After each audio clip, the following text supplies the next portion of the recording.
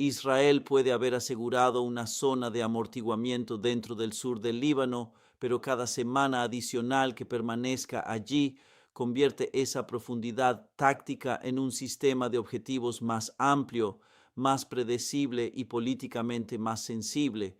Esa es la contradicción que se encuentra en el centro de esta ocupación. Israel entró en la zona para alejar a Hezbolá de sus comunidades del norte. Sin embargo, si el despliegue se vuelve indefinido, las carreteras, los puestos avanzados, los horarios de patrulla, las obras de ingeniería, los convoyes de abastecimiento, las torres de vigilancia y las rutas de evacuación necesarias para mantener ese terreno pueden ofrecer a Hezbollah la geometría operativa fija que ha pasado décadas aprendiendo a explotar. Este no es un argumento que afirme que las fuerzas israelíes sean incapaces de defenderse. Es un argumento sobre el tiempo. Las fuerzas móviles generan incertidumbre. Las fuerzas de ocupación generan patrones. Los patrones se convierten en datos de selección de objetivos y una vez que esos datos comienzan a acumularse, el defensor deja de controlar el ritmo simplemente porque controla el terreno.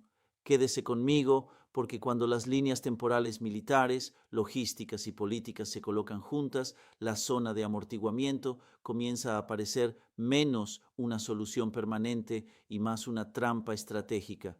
Y si este es el tipo de análisis que está buscando, el tipo que sigue las consecuencias operativas en lugar de los mensajes oficiales de tranquilidad, suscríbase ahora y únase a la audiencia que intenta comprender en qué se está convirtiendo realmente esta guerra. Quiero ser preciso desde el principio. Las negociaciones siguen en marcha. Líbano e Israel acaban de completar otra ronda de conversaciones mediadas por Estados Unidos sobre las llamadas zonas piloto, que combinarían el despliegue del ejército libanés, el desarme de los grupos armados en áreas designadas y una retirada gradual de Israel. Israel insiste actualmente en que no puede retirarse mientras Hezbolá siga armado. Hezbolá rechaza el desarme en los términos que se están discutiendo. Eso significa que una ocupación prolongada aún no es un resultado definitivo, pero se está convirtiendo en una posibilidad cada vez más creíble si el proceso político fracasa. Por lo tanto, el escenario que estamos analizando no afirma que la diplomacia ya haya colapsado, es una evaluación de capacidades sobre lo que ocurriría si la actual zona de amortiguamiento se convirtiera en una condición permanente. Esta noche quiero responder 4 preguntas. Primero, ¿qué tiene que construir y mantener realmente Israel si pretende conservar una zona de seguridad de 10 kilómetros durante meses o incluso años en lugar de solo unas semanas? Segundo, ¿cómo atacaría Hezbollah la ocupación sin necesidad de derrotar al ejército israelí en una batalla convencional? Tercero, ¿qué ocurre cuando la carga física de mantener esa zona comienza a interactuar con la movilización de reservistas, la tolerancia a las bajas, la reconstrucción del norte y la presión política de un ciclo electoral? Y cuarto, si Israel puede entrar en el sur del Líbano, pero no puede retirarse sin parecer que concede una victoria a Hezbollah, ¿quién mantiene realmente la iniciativa estratégica? Comencemos por el propio concepto. Una zona de seguridad parece sencilla cuando se observa sobre un mapa. Se traza una línea al sur del río Litani o 10 kilómetros al norte de la frontera. Se despejan las fuerzas hostiles, se construyen posiciones fortificadas, se controlan las carreteras, se establece vigilancia, se impide que los equipos de lanzamiento de cohetes y las unidades antitanque se acerquen al territorio israelí. En términos cartográficos, la lógica es limpia. En términos operativos, no lo es. Una línea en un mapa no tiene significado militar a menos que se convierta en una presencia permanente, y una presencia permanente requiere toda una arquitectura.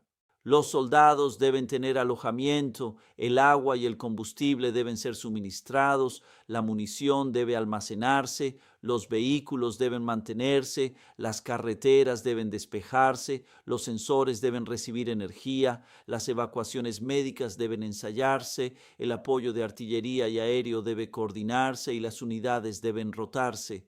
Cada uno de esos requisitos crea un nodo, una ruta, un horario o una firma que un adversario puede estudiar. Esa es la primera cadena de causa y consecuencia. Cuanto mayor sea la zona, más infraestructura necesitará Israel. Cuanta más infraestructura necesite, más predecibles serán los movimientos. Cuanto más predecibles sean esos movimientos, menos tendrá que buscar objetivos Hezbollah. Israel puede controlar el terreno, pero Hezbollah puede empezar a controlar el calendario. La advertencia histórica es imposible de ignorar. Israel mantuvo una zona de seguridad en el sur del Líbano desde mediados de la década de 1980 hasta su retirada en mayo del año 2000. Ese periodo no se pareció a una batalla convencional continua. Se convirtió en un prolongado enfrentamiento de emboscadas, explosivos colocados al borde de las carreteras, ataques antitanque, defensa de puestos avanzados, protección de patrullas y resistencia política. Hezbollah se desarrolló en el contexto de la ocupación israelí y construyó gran parte de su legitimidad sobre la afirmación de que una resistencia persistente podía hacer que el costo de permanecer fuera mayor que el costo de retirarse. Las propias instituciones israelíes examinaron posteriormente cómo el servicio en la antigua zona de seguridad limitó a las fuerzas terrestres e impuso un patrón operativo muy alejado de la guerra rápida de armas combinadas que tradicionalmente preferían las fuerzas de defensa de Israel. La historia no se repetirá de forma idéntica. Israel dispone ahora de mejor vigilancia, ataques de precisión, drones, protección blindada, comunicaciones y capacidad de contrabatería. Hezbollah también ha cambiado, con mayor experiencia de combate, capacidades antitanque y de drones más sólidas y una comprensión mucho más profunda de los sensores israelíes. La cuestión es si la antigua lógica estructural volverá a aparecer bajo condiciones tecnológicas mucho más sofisticadas.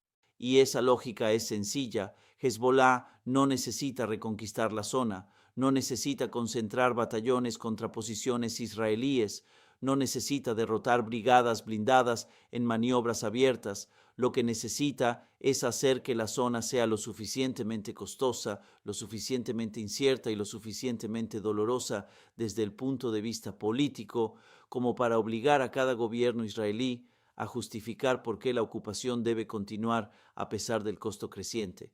Ese es un estándar de victoria diferente. Es militarmente más bajo, pero políticamente mucho más peligroso. Observe el terreno. El sur del Líbano no es una franja vacía que pueda ser despejada una sola vez y luego vigilada desde la distancia. Es una combinación compleja de crestas montañosas, wadis, aldeas, terrenos agrícolas, caminos estrechos, construcciones de piedra, vegetación e infraestructura subterránea. La visibilidad cambia según la elevación y las condiciones meteorológicas. El acceso por carretera es limitado. El movimiento de civiles complica la identificación. Cada ruta que resulta conveniente para un convoy de abastecimiento también resulta conveniente para que un adversario la observe. Cada puesto avanzado situado en un punto dominante obtiene una mejor visibilidad, pero al mismo tiempo se convierte en un punto fijo cuyas entradas, sectores de tiro, emisiones de comunicaciones y patrones de reabastecimiento pueden ser cartografiados con el paso del tiempo. Aquí es donde la paciencia se convierte en un sistema de armas. Durante la primera semana, Hezbollah puede conocer únicamente la ubicación aproximada de una posición israelí. En el primer mes puede comenzar a comprender cuándo se realiza el mantenimiento de los generadores, qué carreteras inspeccionan los ingenieros antes de que se muevan los convoyes, dónde se detienen los vehículos blindados, qué antenas se activan durante una alerta, cuánto tarda una evacuación de bajas y cómo responden las unidades israelíes ante una infiltración sospechosa. En el segundo mes, las falsas alarmas pueden utilizarse para estudiar los patrones de reacción. Un dron aparece en un eje, un equipo de ataque se revela en otro, un artefacto explosivo es descubierto en una ruta donde nunca estuvo destinado a detonar. Cada uno de esos acontecimientos se convierte en una operación de recopilación de inteligencia. El propósito no es la destrucción inmediata. El propósito es elaborar un mapa del comportamiento. Si las tropas israelíes responden de la misma manera al mismo tipo de amenaza, Hezbollah puede comenzar a diseñar el siguiente ataque alrededor de la respuesta, en lugar de hacerlo alrededor de la posición original. Esa diferencia es importante. El puesto avanzado no tiene por qué ser necesariamente el objetivo. La columna de refuerzo puede ser el objetivo. El equipo de ingenieros que llega después de una explosión puede ser el objetivo. El corredor utilizado por helicópteros o vehículos para evacuar heridos puede ser el objetivo. Las emisiones electrónicas que se activan durante la emergencia pueden ser el objetivo. El primer ataque crea la respuesta. El segundo ataque explota esa respuesta. Así es como una ocupación se convierte en un sistema de decisiones obligadas. Mantener patrullas regulares hace que se vuelvan predecibles. Aleatorizar las patrullas reduce la eficiencia logística. Reforzar las carreteras aumenta la carga de trabajo para los ingenieros. Reducir el movimiento por carretera incrementa la dependencia del reabastecimiento aéreo. Concentrar fuerzas para protegerlas crea objetivos más atractivos. Dispersarlas dificulta el apoyo mutuo. Incrementar la vigilancia genera más emisiones para que Hezbollah las estudie. Reducir las emisiones implica aceptar vacíos en el conocimiento de la situación. Ninguna de estas decisiones es catastrófica por sí sola, pero juntas generan fricción, y la fricción es lo que convierte un despliegue temporal en una campaña de desgaste. El problema logístico es más serio de lo que admite el debate público. Una brigada israelí dentro del Líbano no consume únicamente munición, consume horas de mantenimiento, piezas de repuesto, combustible, baterías, capacidad médica, alimentos, agua, apoyo de inteligencia, esfuerzo de ingeniería, cobertura de guerra electrónica y atención del mando. Los vehículos que operan continuamente sobre carreteras dañadas o no preparadas se desgastan con mayor rapidez. La protección blindada salva vidas, pero también incrementa las necesidades de combustible y mantenimiento. Los sistemas antidrones requieren energía, tripulaciones entrenadas, componentes de reemplazo y vigilancia permanente. Cada adaptación defensiva implica un costo de segundo orden. Si Hezbollah puede obligar a Israel a proteger cada convoy con más blindaje, más drones, más equipos de despeje de rutas, más interferencia electrónica y más vigilancia aérea, puede incrementar el costo de la ocupación sin destruir una sola gran formación militar. Esa es la aritmética de la presión asimétrica. La fuerza más débil no iguala a la más fuerte plataforma por plataforma. Impone requisitos de protección que la fuerza superior debe pagar todos los días. La dimensión médica intensifica aún más esa presión. Las bajas sufridas durante una ofensiva móvil suelen entenderse políticamente como parte de una operación con un inicio y un final definidos. Las bajas en una zona de seguridad de duración indefinida se acumulan de una manera diferente. Cada muerte plantea la misma pregunta: ¿qué beneficio estratégico permanente justificó esta patrulla, este convoy, este puesto avanzado, esta carretera? El sistema político puede soportar costos elevados cuando el objetivo es claro y el plazo está limitado.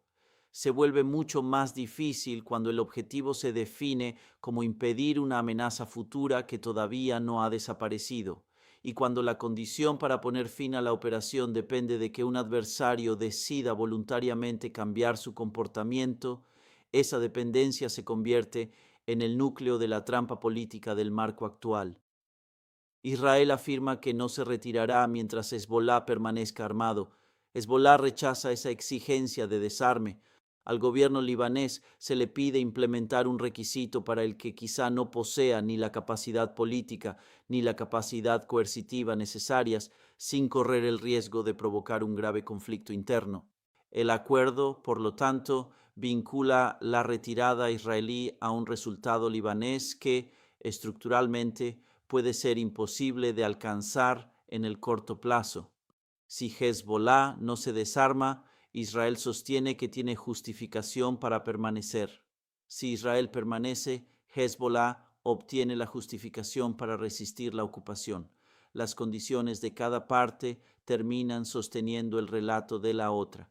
Ahora dé un paso atrás y observe lo que esto significa para la estrategia de Hezbollah.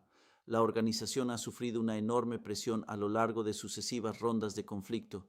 Sus comandantes, su infraestructura, sus arsenales, sus comunicaciones y su posición política han sido objeto de ataques, pero una ocupación le proporciona algo que una campaña aérea a distancia no puede ofrecerle: una presencia militar extranjera visible sobre suelo libanés, alrededor de la cual puede reconstruir una narrativa de resistencia. Crea una conexión directa entre la acción militar y la soberanía nacional. Permite que Hezbollah presente el desarme no como la restauración de la autoridad del Estado libanés, sino como una rendición mientras tropas israelíes permanezcan dentro del país. Eso no significa que todas las facciones libanesas acepten el argumento de Hezbollah. Muchos ciudadanos libaneses responsabilizan a la organización por haber arrastrado al país a un conflicto devastador. Muchos desean que sea el Estado y no un grupo armado quien controle las decisiones de guerra y paz. Pero la legitimidad estratégica no requiere un apoyo unánime.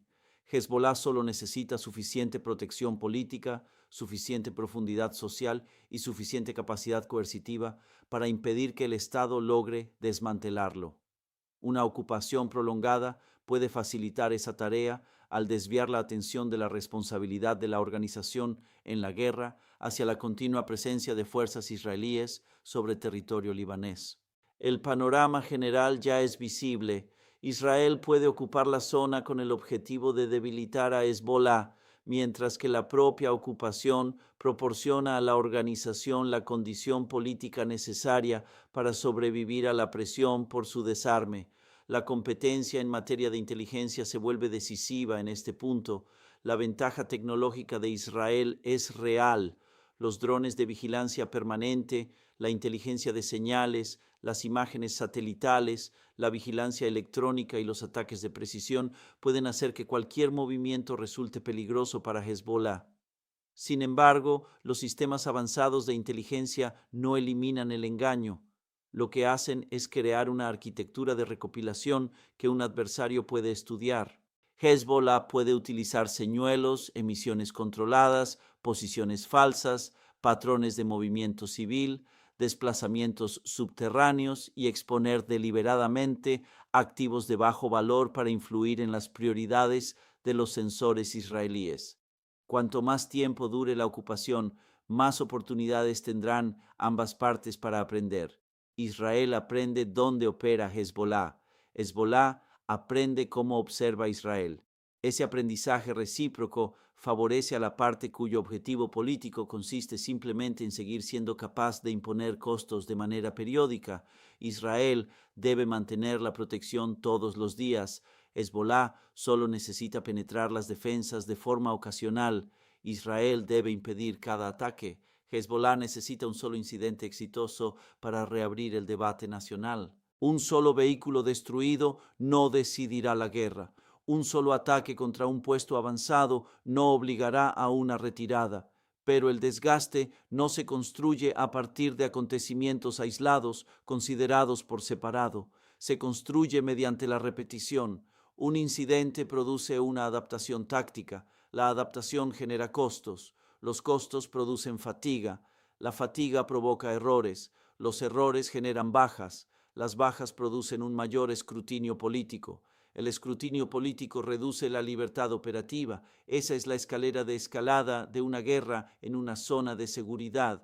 La cuestión de las fuerzas de reserva hace que el horizonte temporal sea todavía más complejo. El poder militar de Israel depende en gran medida de los reservistas, quienes al mismo tiempo sostienen la economía civil, las familias, las empresas, los servicios públicos y el contrato social en un sentido más amplio. Una campaña breve puede movilizar a un gran número de personas para cumplir un objetivo urgente. Una ocupación prolongada exige rotaciones, ciclos de entrenamiento, reemplazos y preparación para posibles frentes simultáneos. Cada batallón desplegado en el sur del Líbano es un batallón que no está descansando, reentrenándose o preparándose para otra misión. Cada especialista asignado a la protección contra drones o al despeje de rutas dentro de la zona de amortiguamiento es un especialista que deja de estar disponible para otra contingencia. La ocupación genera, por tanto, costos de oportunidad que no aparecen reflejados en los mapas de control territorial. La zona puede ser segura en un día determinado, mientras que el conjunto de la fuerza pierde flexibilidad con el paso de los meses. Eso no significa una derrota, significa un desgaste estratégico, y el desgaste importa cuando Israel gestiona simultáneamente amenazas en varios frentes. Existe además el problema de las comunidades del norte que esa zona pretende proteger.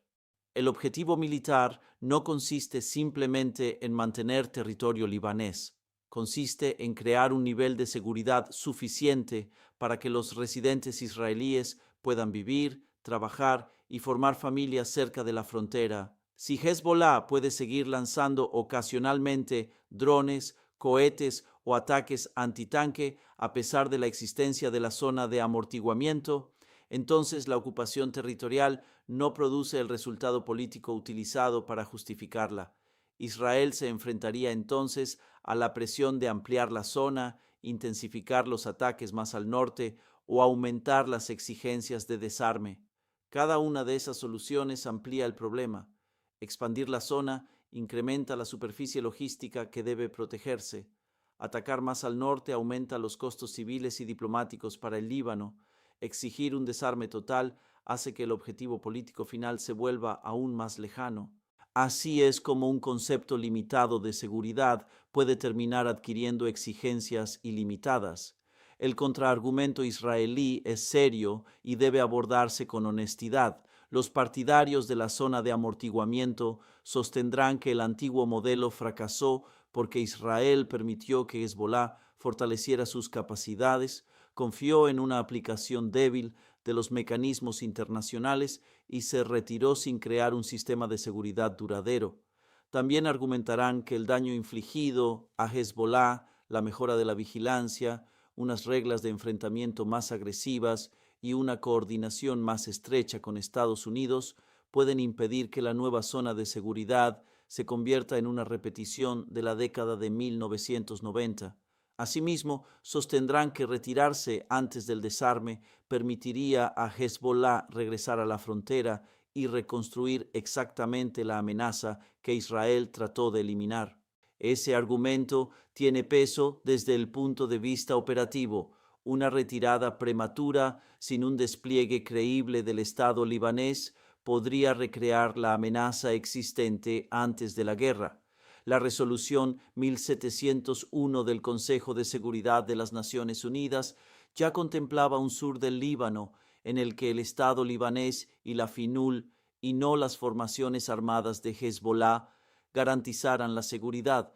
El fracaso en la aplicación completa de esa arquitectura forma parte de la razón por la cual Israel desconfía de otro acuerdo basado únicamente en el papel.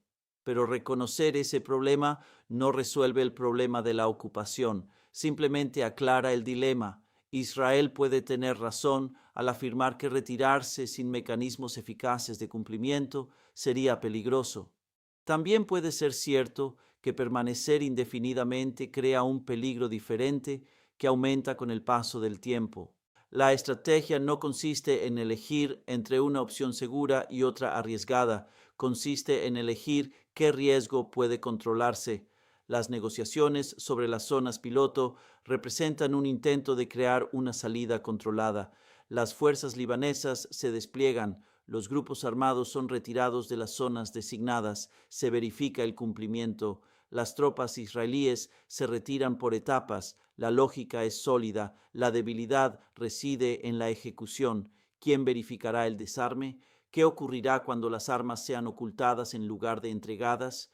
¿Qué sucederá si Hezbollah se reorganiza políticamente mientras mantiene células clandestinas? ¿Qué pasará si Israel considera insuficiente la aplicación por parte de las autoridades libanesas? ¿Qué ocurrirá después del primer ataque procedente de una zona que ya había sido transferida? Cada una de esas preguntas sin respuesta tiene el potencial de suspender la retirada y devolver el sistema a una situación de ocupación. Por esa razón, el papel de Washington no es periférico. Estados Unidos no solo está mediando un acuerdo, sino que en la práctica también está siendo llamado a garantizar la credibilidad de la transición. Israel necesita la certeza de que una retirada no volverá a crear la amenaza. El Líbano necesita la certeza de que cumplir con los compromisos realmente conducirá a la retirada israelí. El ejército libanés necesita recursos, respaldo político y un mandato claro para hacer cumplir el acuerdo. Hezbollah debe llegar a la conclusión de que continuar con la resistencia le costará más que aceptar un papel militar reducido. Todas esas condiciones deben existir al mismo tiempo. Si Washington no logra alinearlas, la ocupación continuará por defecto. Y los resultados por defecto son peligrosos porque con frecuencia carecen de una estrategia coherente. Un gobierno puede no decidir ocupar una zona durante 10 años. Puede decidir permanecer un mes más, luego otros 3 meses, después hasta el siguiente informe de verificación, luego hasta el próximo despliegue del ejército libanés y más tarde hasta que se investigue el siguiente incidente. Cada una de esas extensiones parece temporal. Juntas terminan convirtiéndose en permanentes. Así es como se construyen las trampas estratégicas, no mediante una única decisión catastrófica, sino a través de una sucesión de decisiones que parecen racionales a nivel local, pero que poco a poco eliminan cualquier vía de salida. Ahora considere el papel de Teherán. Irán no necesita que Hezbollah derrote convencionalmente a Israel en el sur del Líbano. Lo que necesita es que Hezbollah continúe siendo una limitación militar y política duradera para la libertad de acción israelí.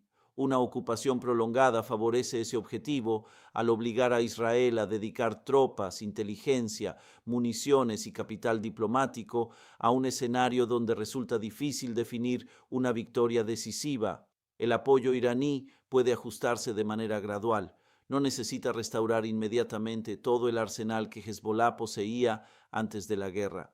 Con conocimientos en comunicaciones, componentes para drones, sistemas antitanque, entrenamiento, financiación y apoyo en inteligencia de objetivos, Irán puede sostener una campaña de resistencia de menor intensidad por una fracción del costo que Israel debe asumir para proteger un despliegue permanente.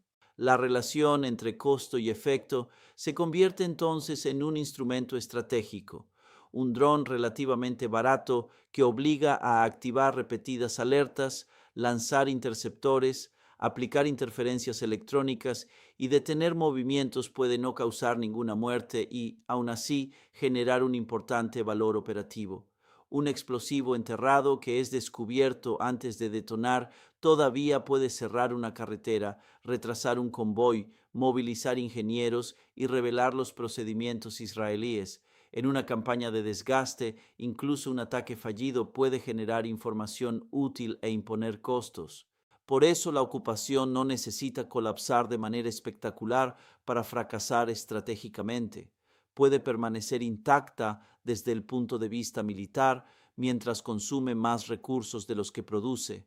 Puede conservar todas las posiciones importantes y aún así fracasar en restaurar una vida normal en el norte de Israel.